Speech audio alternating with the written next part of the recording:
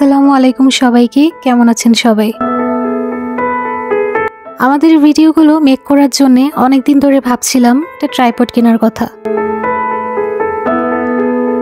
তো আজকে আমরা ট্রাইপডটি কিনতে চলে এসেছি।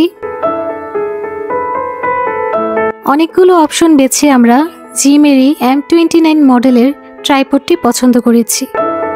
এটি নিয়ে ফোনে ব্লগের পাশাপাশি ক্যামেরাতেও ব্লগ করার অপশন রয়েছে, সাথে আছে ব্লুটুথ সুইচ বাটন।